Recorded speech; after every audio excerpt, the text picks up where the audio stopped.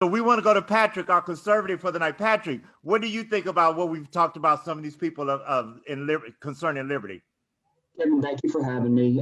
Just wanted to see maybe what Quentin's thoughts are, Damon's thoughts, and this really is parallel in what Quentin was saying. Is was watching one of the main one of the big streaming services, one of the top three. So extensive list of movies to choose from.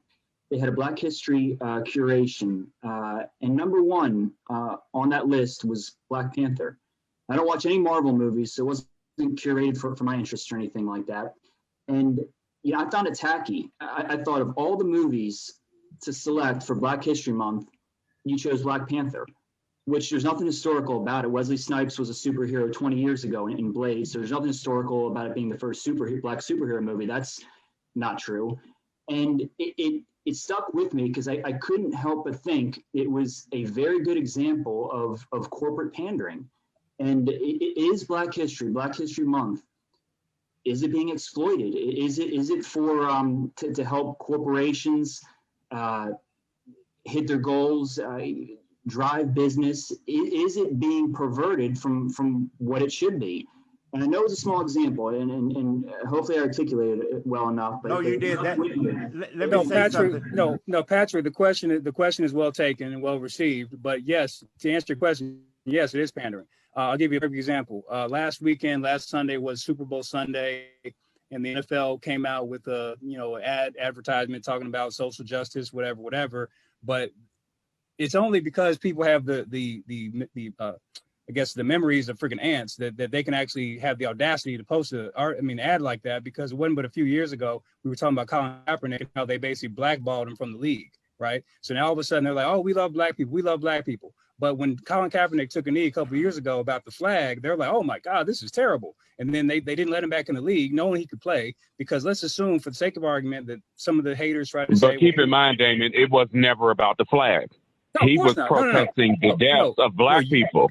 Yeah, you know that and I know that. You know that and I know that. But what I'm saying though is let's play devil's advocate here and say that the people who tried to say that they were all apoplectic about it, they said, well, he's not in the league because he can't play. Okay, well let's assume that, well, first of all, the people that say they don't know sports, right? There's 32 NFL teams. If you go 3 deep on the bench, right, you've got 32 times 3 is 96. So you've got 96 players. You cannot tell me that Colin Kaepernick wasn't better than 96 players that are currently on NFL rosters, right? So they basically blackballed him, and they did it intentionally because of what he did. And then they now try to fast forward and say, well, we're advocates of social justice and blah, blah, blah. That is, to Patrick's point. Social justice is what I want to know. Say what? What is social justice? Well, to Patrick's point, it's corporate pandering. Oxymoron. It's an oxymoron. Right. But to Patrick's point, is corporate pandering. Social justice is giving black people money and hoping that they'll go sit down and shut up in a corner somewhere. That's what social justice is. Exactly. And even one step further, whenever we have the latest, black person getting shot by the police, what happens is Benjamin Crump comes out. He's one of those ambulance chasing civil rights lawyers. He gets millions of dollars. Absolutely. He basically does it pro bono and says, hey, when I get the settlement, I'll get the bag. I'll get you the bag. And so I resent all negative comments about Ben Crump. He's from Tallahassee. I don't care. Well, hold on. Hey, no, I actually like Ben Crump. Hold on, guys. Guys, hold on. We need to do one. Benjamin Crump is the new Al Sharpton. He show up everywhere. We need to do one at a time, but let Patrick finish, and then guys respond. Let Patrick finish his other point. Patrick? That was it. That was just what I noticed. The extensive list of black film, of different genres, different movies that they could have selected. That was the one they chose. And to me, it was beyond tacky. And I know it couldn't. Welcome to America. That goes. Yeah.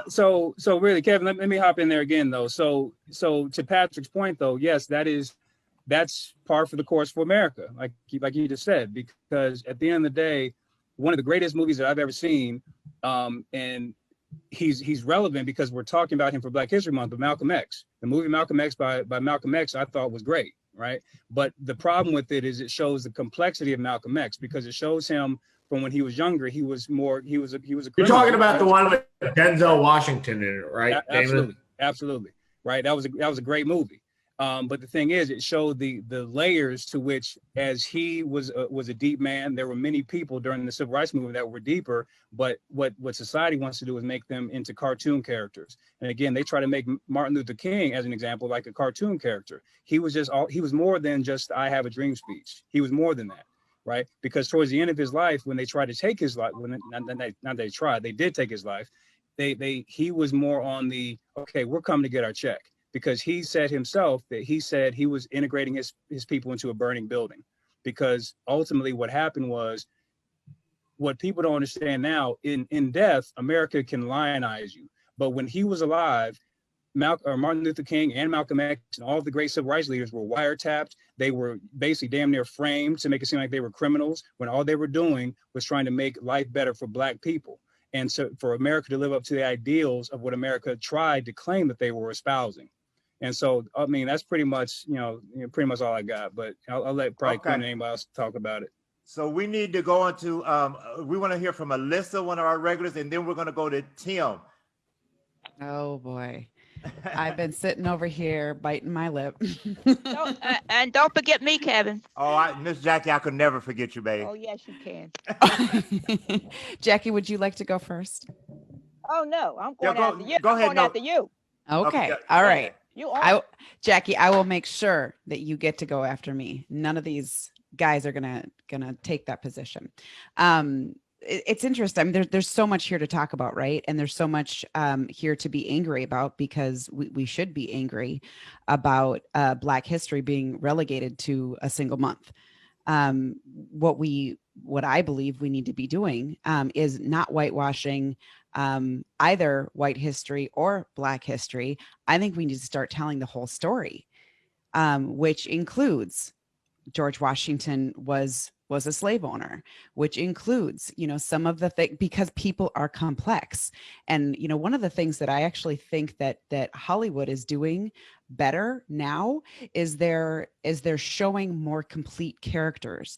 The heroes have negative sides, and the villains have positive sides, right? So like, when we begin to talk about people as entire humans, and we begin to be honest and tell the whole story, now we can actually get to the root of what's happening, right? And why we are where we're at today. And so, Quentin, I appreciate appreciate your frustration. And when I say appreciate, I mean, like, I feel you, and I feel that same anger. And also, I think, we need to be honest about what history is, and about who had relationships with whom, and on all of that. Now, should we start with our white history? Yes, abso-freaking-lutely we should. And we need to be. Can I ask you one quick question? You bet. Okay. And this is, and I'm trying to make it as simple as possible. Why do white people's complexities always seem to hurt Black people? Because we like, well, why is that? Yeah. Like, what did we ever do to you? Nothing. The truth of the matter is absolutely nothing. Except to be the scapegoat that was convenient for white folks. And it's abhorrent. It's absolutely abhorrent. And that's the thing that one of the things that we need to be really, really honest about. And, one of my focus, as I speak up and speak out about racial justice, and I'm not going to even call it racial reconciliation, because we have a whole lot of steps to get to before we can have reconciliation. Amen. Is my focus is talking to white folks, because Black folks don't need my help. And I am a white person. I was born into the sea of whiteness. I did not become at all aware of my own blind spots, my own racism, until I was almost 30 years old. right? And of course I held all the beliefs that many quote non-racist or not racist white folks did, which is like, I don't see color and I'm nice to everybody and everything is great, right? Like this idea that like, no, everything's fine, racism doesn't exist because I don't see it. Well, I didn't see it because I didn't have to see it because I didn't have to live it. And so I had my first woke moment, and then there's many more after that, and I will continue to have them until the day I die. I will never be completely woke, which I think is a term that is bastardized and used for white folks to claim that they've been sort of healed from their racism, which is garbage. And so that's my focus, is really trying I call it conveniently woke. They're woke at certain times when they want to be woke. That's right. In order to make themselves feel better. And it comes back to the epitome of white privilege, is being able to conveniently ignore, not acknowledge, not take any actual action to become anti-racist. And that the term anti-racist isn't one that we're probably going to get into tonight, and we can get into it another night, I'm sure. But the point of the matter is that white folks have a lot of work to do, and it starts with being really honest about our history. And there's a lot of people who don't want to talk about it because they're like, oh, that's in the past. That's in the past. That's like saying, well, I know I beat you yesterday, but that's in the past. Like, can't we just get along today? No, we have to address that. And, it's my phrase during all of this bullshit that's been post-election is, look, without accountability, we cannot have unity.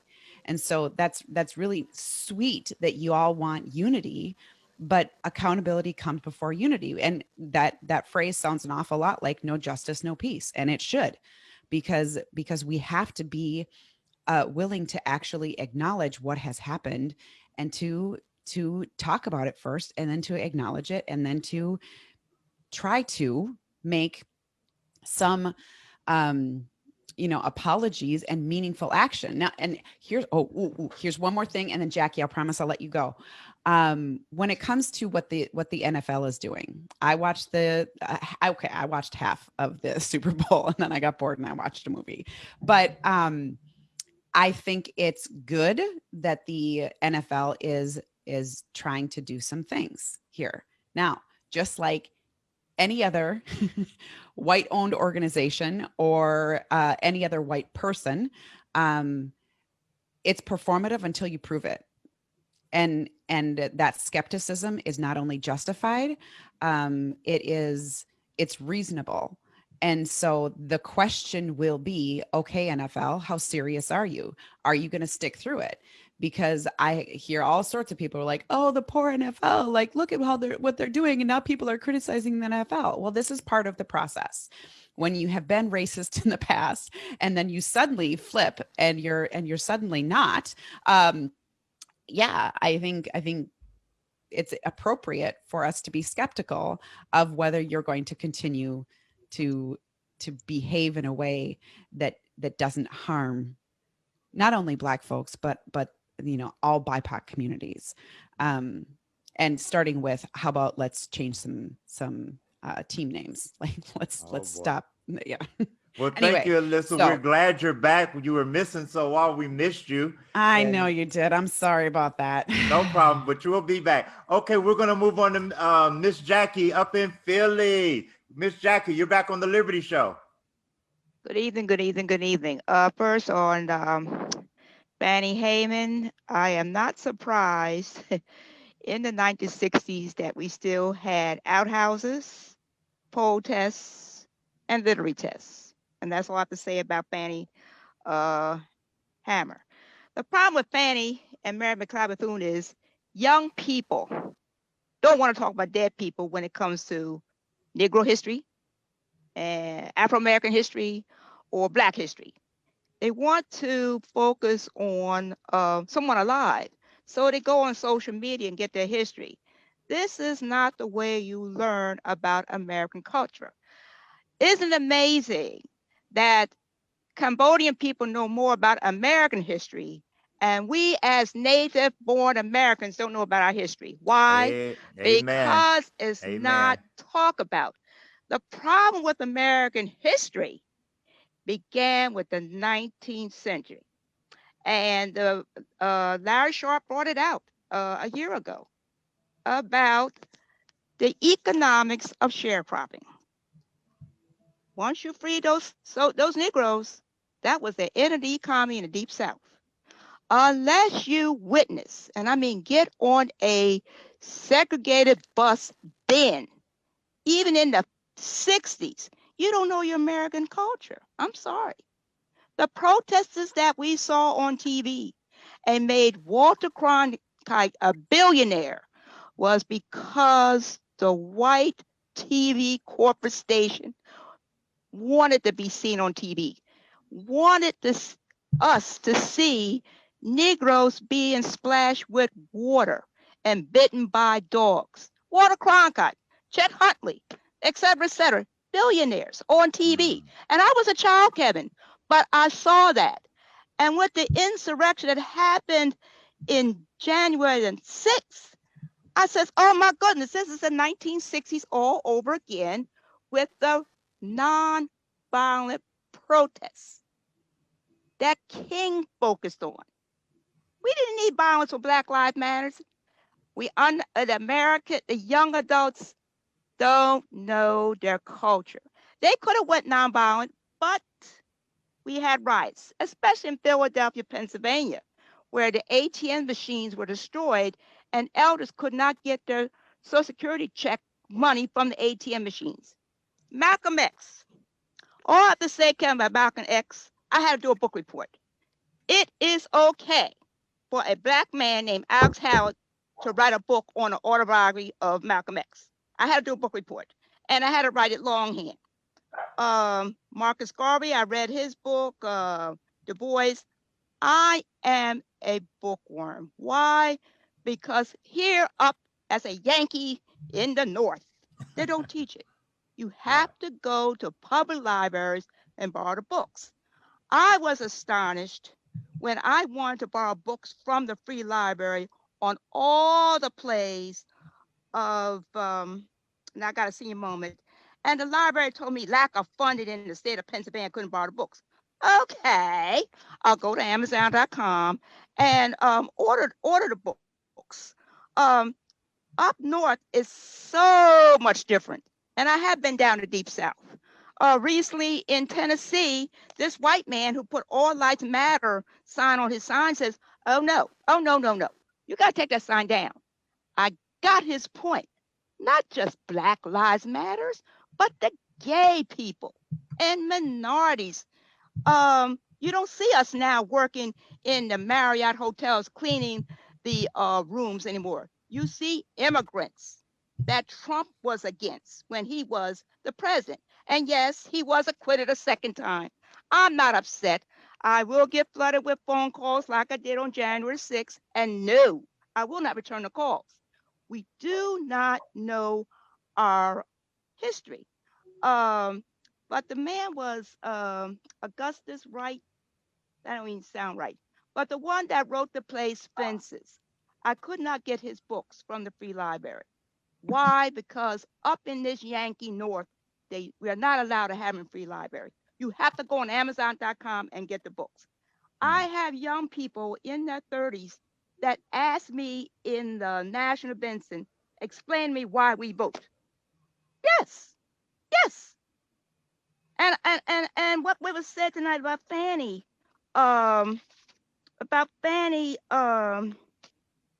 Hamer. It was the literary test why we could not vote. And oh yes, we did have on the books in the U.S. Constitution the right to vote, but in the Deep South in the 60s, the literacy test and the poll test, even though it was in the United States Constitution, the right to vote. So it's business as usual. And sure enough, Donald Trump and his supporters will run again in 2024. Well, thank you, Miss Jackie. We've had such a wonderful show tonight. And we're going to wrap it up with Tim. And then if anybody wants to stay on afterwards, fine. But Tim, take us on in. Tim? Sorry, I had a problem muting. I'm probably not the. I feel like we've done a disservice by not having the theme song to Black History Month playing. Hold on, let me pump up the volume for "We Shall Overcome." You can't have a Black History conversation without this song playing, and no one thought to play this song, and I'm Because I like live every voice and sing. Thank you. Oh, they're now making that the anthem to be played during certain sports events. So shout out to those that prefer the quote unquote Negro national anthem, lift every voice and sing. I was taken aback by tonight's conversation. It brought home a point that, we've mentioned before. And before I even begin, I want to give a shout out, of course, to our hosts and to all of the panelists. It's great seeing Alyssa again. Quentin, always a joy to hear you speak. Patrick, everyone. It was great listening to your points. I truly appreciate it. But here's the point that I would like to bring out, right? I see Black History Month as just being another token that the slave master has thrown towards Black people for us to fight over.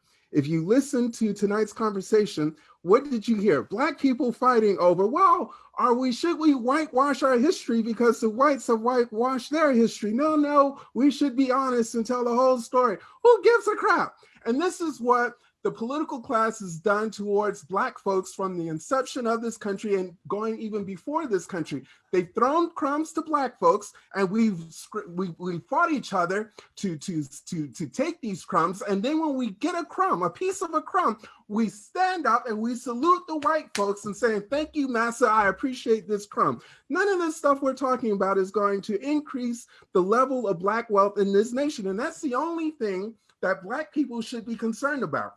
Tim, you stole my ending. I owe you. If we need It really sounds like he just described himself to a T, coming from this Black man.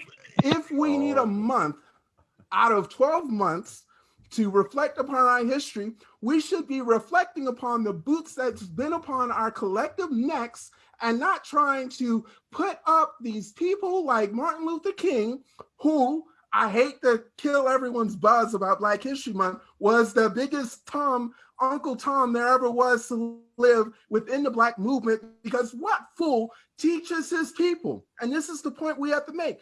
Martin Luther King did not just tell people, hey, it'd be a good idea if you just let the cops beat you over the head and sick their dogs on you. And if you don't mind, can you please bring down your shirt and provide them your neck so that they can hang you and lynch you?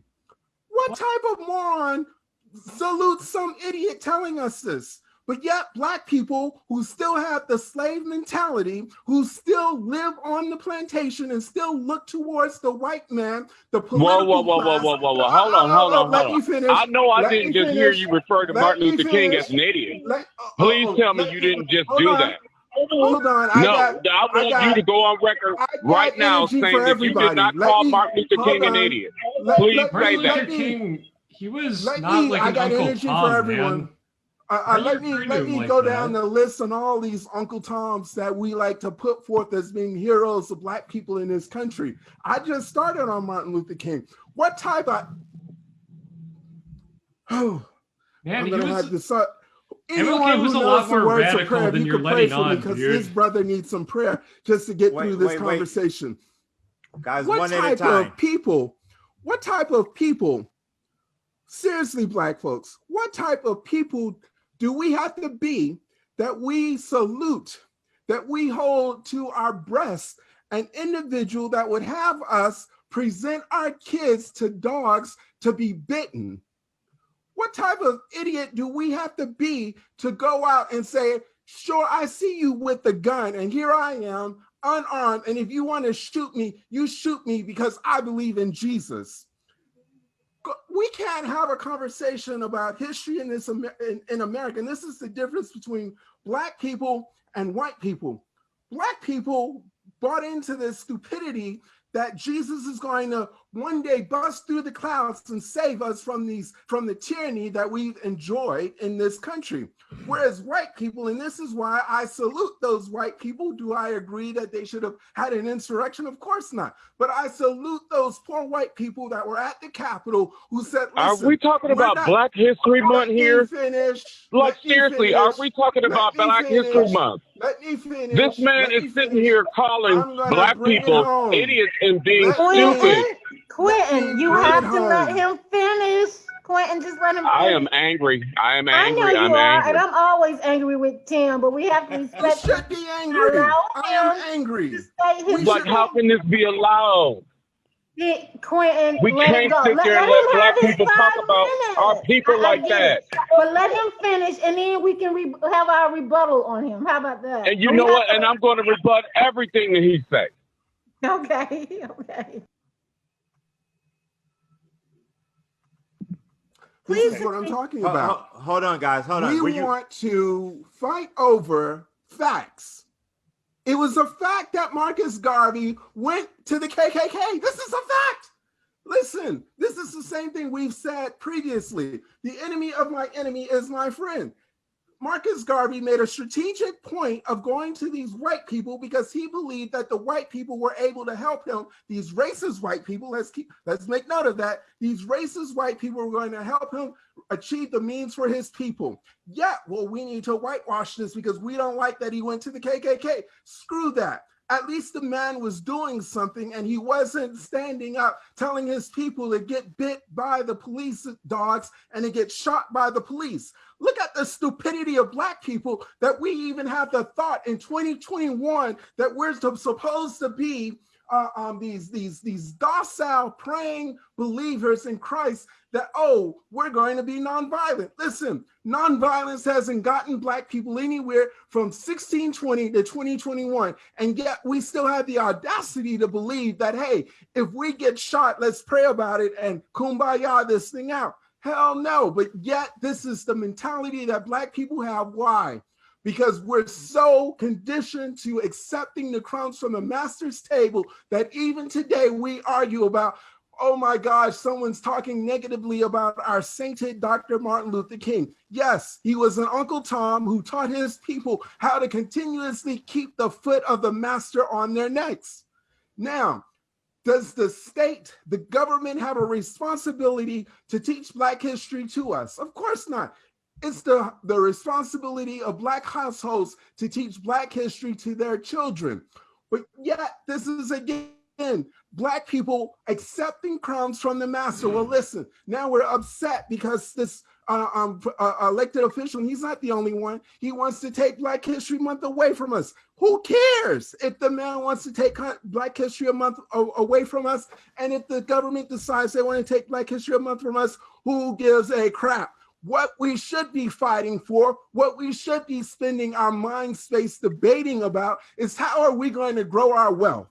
How are we going to grow influence that we can monetize? But instead, Black people have been conditioned to let me go and grab arms with these other people who have issues that don't affect us. Why is it that Black leaders, and yes, I'm going to call it out. I'm going to call it out. Why is it that Black leaders have taken up the mantle to fight for LGBTQ issues? That's absurd.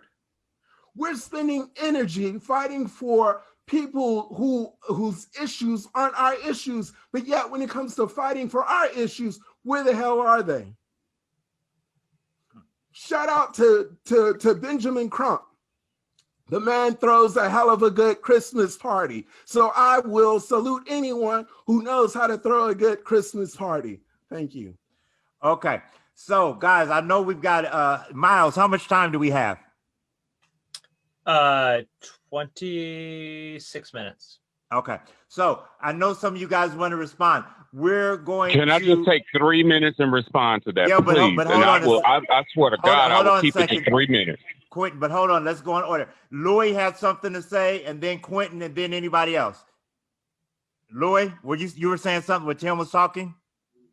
Yes, I do not agree at all with this characterization of MLK as an Uncle Tom, as you put it, because this can be kind of confusing for people who were born after MLK died and are only familiar with sort of the government-approved version of his life story. That's a good Is that point. Good point, Louis. Great No, yeah, point. exactly. Because in the years since his assassination, his image has been very de-radicalized on purpose by, state actors. Because when he was alive, he was very much an anti-establishment figure. He was not like an Uncle Tom. Like, he was not submissive to the establishment. Like, and I have some personal theories about this, but I think that some of his views about American imperialism and how he thought the Vietnam War was wrong may have contributed to his death.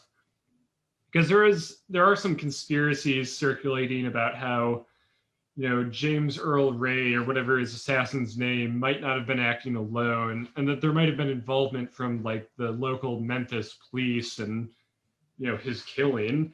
And I would not be surprised at all if like the powers that be were threatened by his disapproval of the American government's actions overseas.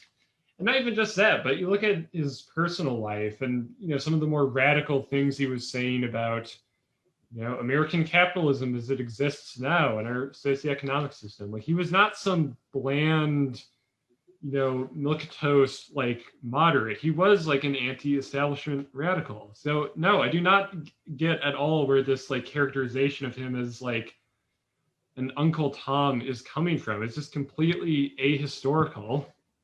Just Okay. yeah, that's Thank my you. point. Thank you, Louis, and you're our history expert. Okay, Quentin, you're back on the Liberty Show. Thank you, Kevin. I must say that I take great offense to the things that I just heard a few moments ago. First of all, the gentleman that was speaking so negatively about Black people, he keeps going back to the same point of saying we need to increase our wealth. But I Googled you. You didn't pop up as somebody that's extraordinarily wealthy. You didn't pop up as anybody who has wealth seminars that are teaching Black people how to turn the meager money they have into everlasting wealth. I didn't see any of that about you. So for you to sit here and lob criticisms like that at Dr. Martin Luther King, you ought to be ashamed of yourself as a Black person. And I'm revoking your Black card right now. You're not Black anymore because Martin Luther King Lord. died for you. Whether you think he was an Uncle Tom or not, this man had the FBI, he had white supremacists, and he had over half the country against him, and he stood fearless every single day, speaking his message of nonviolence, speaking his message to say that we need to be free, and he had a dream, and goddamn it, it's starting to come true right now. And for you to have the audacity of nobody to sit there and try to besmirch him and call him Uncle Tom, you ought to be absolutely ashamed of yourself. There's no recovering from that as a Black person. This man died for you to be able to criticize him. And you have the nerve to come out of your mouth sideways calling him Uncle Tom? You are not You've had Black 3 minutes. anymore. You promised 3 minutes, Quentin. You promised 3 minutes. Yeah, she did promise hold 3 you to minutes, the and 3 all I minutes. have to say is, Tim Smith, bravo, bravo, bravo. The only way you and the rest of you Negroes are going to get Black wealth is you're going to have to start workshops among young adults under 40, because that's the new generation for Black wealth. Well, Jackie, it's funny you said that because your cousin and I and Tim, I'm all for that. we started a group called Ebony Wealth Network. But I want to. no, you're going to get to respond, Tim. But I just want to comment that, guys, everybody asked me why were we having this show tonight, because they really didn't want it, and this is why. And as Alyssa said, we need to have these conversations, these real conversations. But in finality, at the end, we need to, as Miss Jackie is saying, we've got to do some work to move on to the next level. Just talking about what other people did and their faults or their positive points. Where are we at now and where are we going? So I want to hear Miles. Miles, here's our new producer, guys. Welcome Miles to our show. But Miles is also a brilliant guy and a man of liberty. Miles, do you want to make any comments before we go back to Tim? I'll just say that as far as Black History Month, it is kind of crazy that it's the shortest and the coldest month of the year. So that was, you know. I'm not laughing at you. I'm laughing with you, Miles. Go ahead. We do have Ed and Alyssa on the stack. Okay, Ed and Alyssa, then back to Tim. Ed. I didn't have anything else particular to say. I just I thought something that was said was funny. What was that? I don't know. Tim just cracks me up every time. But Okay, well, we'll go to Alyssa and then back to Tim. Okay. Tim, I love you. And here's the thing. We can disagree on strategy. And you talked about why am I blanking on his name? All of a sudden. Come on, help me. Somebody help me. My brain is not working right now. The gentleman who Is it Ben Crump with the nice Christmas parties? Nope. Nope. The gentleman who the whole conversation about him conferring with the KKK. Why am I blanking? Louis. Thank you, Marcus Louis. Garvey. Oh, Marcus. Okay. Marcus Garvey, right? So Tim, what you said was he made a strategic decision because he felt like it would push the movement forward. I would argue that MLK did too. And so we are all humans. We are all trying to, at least those of us on this call, on this show, are trying to move the movement forward. Racism is by anyone's yes, it's murderous and there's police brutality and all of that, but racism is an economic construct that we know. And so we do have to shift the tide when it comes to economics. And I would say that MLK did the best he could do. And I think he did it really damn well. And it would be interesting, wouldn't it, to see what he would have been able to continue to do if he hadn't been murdered. But why was he murdered? Because he began talking about shifting Black economics. That's my belief as to the timing of his murder. And so, Tim, I completely agree with you that we have to change economics. So we have to be talking to, investors and who are they investing funds in for startups? Because right now it's less than 2% that go to women. And I think, what is the stats on companies of color and startups of color? It's something completely ridiculous. Something like 5% of all investment money goes to, and that's not correct. Don't quote me. Someone can correct me, or someone can Google it while I'm talking. But I believe that's about accurate, according to the last report that I read. It's obnoxiously low. Like, that's where we need to be focused and putting pressure on.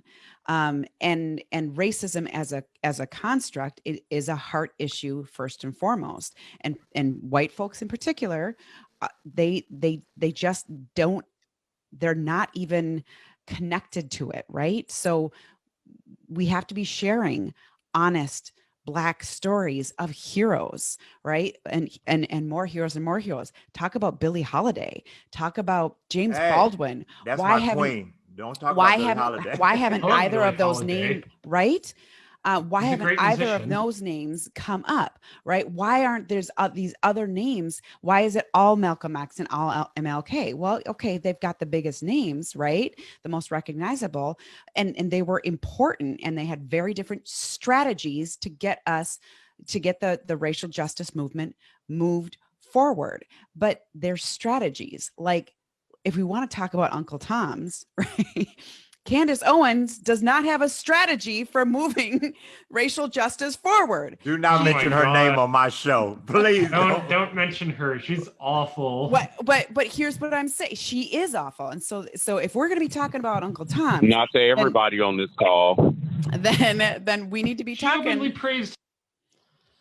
Yeah, That I'm not is a beyond fan. the pale. I don't care what anyone else says. I'm not a fan. I think she's a smart girl, but I think she's a very wounded girl. And I wasn't talking about me either. I don't believe that she has anyone else's interest in mind except for saving her own self. But anyways, so like when we talk about all of these people and we talk about Black history, which again, why is Black history relegated to 1 month? It should not be, pure and simple. Which I'm not saying we should dismantle Black History Month. What I'm saying is let's get some accurate history in the schools. I have an 8th grader and a freshman in high school. And just this year, they've offered Black history as a course. So she's taking it because she wants to learn more specifically about Black history. But why isn't it integrated into The quote regular history? Yeah. Why does it have to be right? a separate? Right. And I mean, that's a Well, start, right? That's my It's pet not- peeve. Education. That's the whole answer. Mhm. We're all talking about there is no education in our society. And Louis and I had a talk earlier. He didn't like what I said. You know, even college, they're not teaching people anything. And it's not frustrating. It's starting to anger me. I'm like, Quinn, I mean, we're not teaching anything. Now, we're going to go back to Tim and wrap up, but I want to bring, you guys have all brought out so many beautiful points, and I love your passion. But I think to Tim's point, and both of you are right, but we've got to, as Black people, change our mindset. And I think that's what Tim was alluding to. Maybe not in the perfect way that we agree with, but that we do have to change our mindset. And I do agree with what Alyssa said, that there was a different mindset. It's a better way to get Black people to change their mindset than being openly critical of them all the time. Well, I'm not going to say I agree or disagree. I just said you own that point. What I'm saying is, to Alyssa's point, that back in the 60s, I was alive then. Matter of fact, my birthday's tomorrow, thank God. It was a different world. You weren't allowed to. We say we had the protests and different things. It just wasn't, like it is today. But to Tim's point, we do want to change our mindset, and wealth is not just money when he's saying that, but we are working on that. We're working on that. And that's one reason we made this conversation, was that we don't want to just get stuck. I was very offended that Biden, and then one of the great things he claimed he did for Black people is putting Harriet Tubman on with the 20. I'm like, what's that doing for us? We need, as Alyssa said, we need Black businesses. We need even more Black educate. We need a lot of stuff, but we need to deal with the real issues. And that's one thing I think Tim was trying to bring out. So anyway, Tim, wrap us up, and then we're going home. I would apologize that Black people's feelings were hurt, but I really don't care. And that's the thing that we need to recognize as Black people, is we've got to get out of our feelings. We've got to get to the point where we call a spade a spade. Again, this whole thing that, oh my gosh, you hurt my feelings, blah, blah, blah. Who gives a crap? Black people need to Well, I'm calling a spade a spade. You the biggest Uncle Tom I have ever seen. I'm calling you a spade. Okay, great. I'm an Uncle Tom, but at the end of the day, everything I said was factual. And that's all that matters. And this is my point. Tim, it's not always so much as factual as it is sometimes often your opinion, and your opinion to you. Okay, did Martin Luther King not tell Black people, did Martin Luther King not tell Black people to expose their breasts to dogs that would bite them and to allow the cops to beat them over the head? Is that not a fact? Okay, happened. Now what other choice did they have during that time? I'll tell you whether they were peaceful or whether they were militant, they were still met with the same force. So what other choice did they have? He chose the choice of nonviolence. What is wrong with that? Let me address that point. I don't see you advocating for armed revolutions for Black people to take over this country. Why did he have to do that? Have you not met me? He preached for nonviolence. Wait a minute. And whether or not we had nonviolence or not, we were still met with the same force. Guys, hold on. You're still on my show. Let Tim finish, and if you need a rebuttal, have you not listened to anything I've ever said? My point has always been that only a fool would stand in the road and allow anyone to shoot them. Only an a-hole who's stupid would stand in the middle of the street and allow someone else's dog to bite them. And all I have to say, let me finish. If you're going to die, you might as well do it while you're standing up. So no, Black people shouldn't take the quote unquote moral high ground and bend over and grab their ankles while they've got their feet, their boots on your neck. Black people should not bend over and grab their ankles while they're beating you and shooting you in the back. If you're What's your going to strategy, Tim? die it anyway, you might as well do it while you're standing up. And this is what I've always advocated for Black people. Sure, I advocate for Black wealth. We should be trying to build up our wealth. And wealth is not just in dollars, wealth is in capital. We should be trying to build up our political savviness. We should be trying to build up our own businesses within our communities. This was something that Malcolm X taught. Why the hell do we want to integrate our neighborhoods? Because when we integrate our neighborhoods, or we integrate in white people neighborhoods, let's be honest, that's what they were trying to get. Martin Luther King was advocating for white people to integrate Black people into their shops. What stupidity No, he is that? That wasn't. Black people. What are you talking about? Let me finish. Tim, Let could me it have finish. not just been that we should have been Let able me to go wherever finish. we Let me want? It was finish. not Let so me much finish. as having Let to me go to the finish. counter. Let me finish. No, you're almost finished, Tim. I got 5 minutes. I've listened patiently with long suffering. What stupidity is it that we're going to leave our own neighborhoods to spend our dollars in white neighborhoods? That's stupid. Why would we want our own capital to leave our own Do neighborhoods? you live in a Black neighborhood, Tim? I didn't want to go. I didn't want to go there, Quentin. What I'm trying to say, Tim, up here in Philadelphia, I give up. support Black businesses, and I'm a Black business owner, and I do get financial support from those who patronize my Black business in Philadelphia. Unless you travel up north and see it for yourself, Tim, you're full of it, full of contradiction. You are so hung up with your Southern views that it makes me want to throw up on you. Okay, and I live up in the north. Thank you, guys. Miss Jackie, say something, and then Tim, we got 3 minutes, and then we're going to close up. Let me address this point. I've lived in the north for many years. It has changed. Let me finish this point. I'm not from the South. I'm born and raised in Miami, grew up in New York, DC, and Boston. In fact, I am much more familiar You are with from the South, but you were born in Miami, Florida. Miami, you don't get the joke. Once you leave Orlando, you're no longer in America. That's a No, joke. You are Southern. Point being, no, I'm not. I grew up in New York, in the Bronx. Anyway, guys, make your point, Tim. How am I Southern? What, I'm from the South Bronx now? Make your finish Or in your I'm point. from Southie Boston? Point I already made my point. I support Black businesses I made my point. I support Black business for Black wealth. Thank you. Okay. Miss Charlie, go ahead. Miss Charlie? I'm sorry. I'm just a little confused as to why does it matter if he's from the north or the south or the east or the west? I don't think that has anything to do with... Because the point came up about Black businesses and Black wealth. That's what it was all about, Charlie. And I support Black businesses for Black wealth. Miss Jackie, I understand that. I'm just trying to people like Tim is like, well, I grew up in the Bronx. I don't even. Well, Miss Charlie, what do you do with the things that you're saying now? I don't. What do you think about what he just said? Real quick. Oh, Tim already know. Tim and I have always had conversations way after your show for 2 and 3 hours. But let the podcast end. What do you think? He knows that I do not agree. As I would tell Tim, you need to be able to choose your words more wisely. I think he's trying to still get to the same point that we as Black people all are trying to get to. It's just the road that he's taken. It's like, no, I hate to say it, you sound a little crazy, so I don't want to follow your road.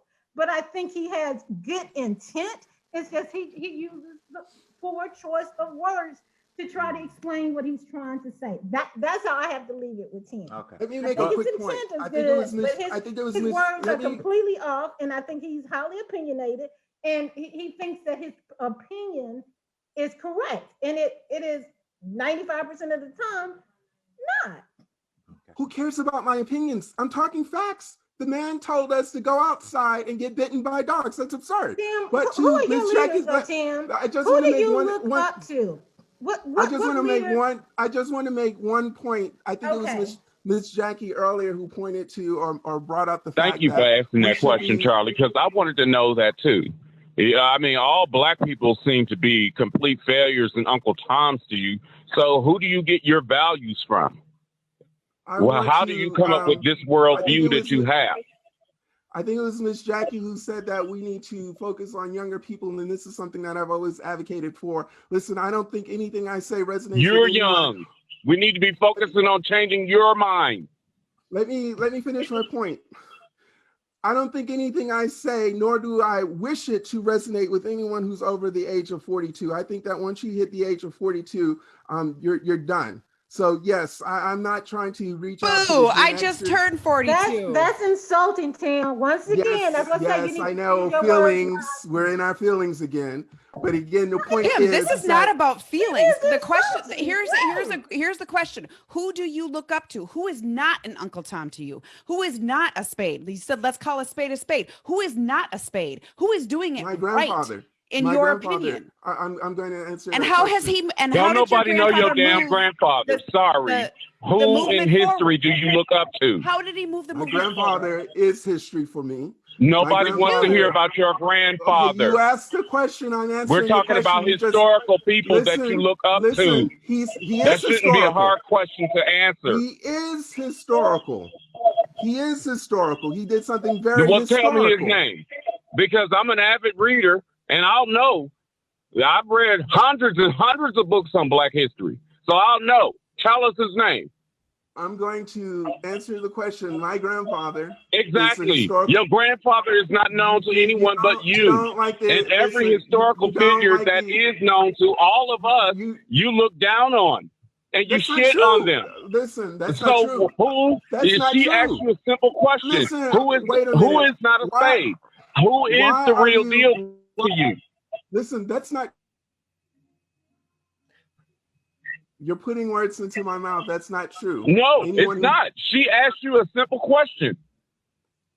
Do you like? And it came directly out of your mouth. You said, "I call a spade a spade." Do you want to answer the question for me? Uncle Tom, Uncle Tom. Guys. Do you want to answer the question, ladies and gentlemen? Let's exactly. You don't have no black people that you look up to. Our producer is speaking. Miles, is time up? Actually, I was going to say let's let Kevin speak because we're down to the last couple minutes.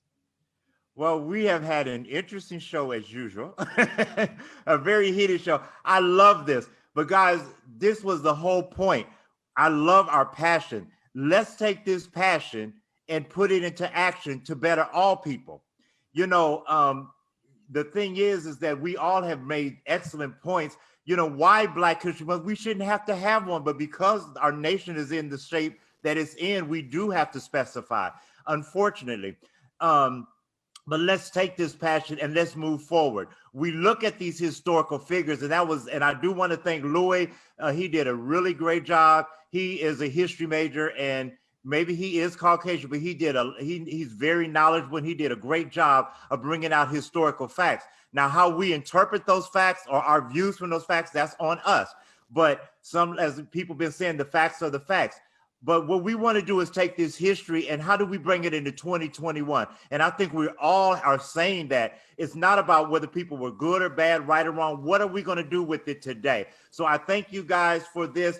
Our next show on the fourth Saturday is still Black History Month, but we're going to talk about not so much Black wealth, but Black self-sufficiency. We're going to talk about, we have a very special guest, and it's going to be a very large show. We're going to have to really be cautious because Mr. Gary McCummings, a nationally known person who is starting a movement of Black farmers and Black land ownership up in North Carolina, is going to be on, and he has a large following. So we're liable to have 40, 50, if not 100 people on there. I do love your passion. I'm not trying to squash you, but just let's, listen at each other. But my thing is, I like to put liberty into action. Let's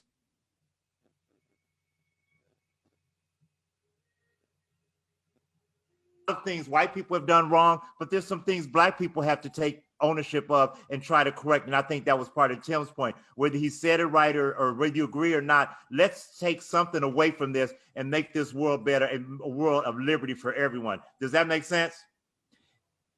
Okay, final words. Louis, this was your show. Final words, and then we're gone. Oh, by the way, guys, thank you guys for my birthday wishes.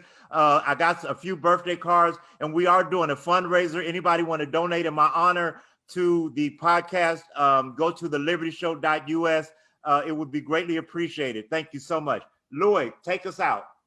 Yes, unfortunately, I am Caucasian, but I hope that despite this handicap, I was able to provide some interesting insights about all of these guys. For better or for worse, like they're all somewhat like morally complicated figures, but I hope that you were all able to, I guess, make your own judgments about whether they were, you know, worthy of admiration or not. Thank you. Good night. Thank you, guys. Good night.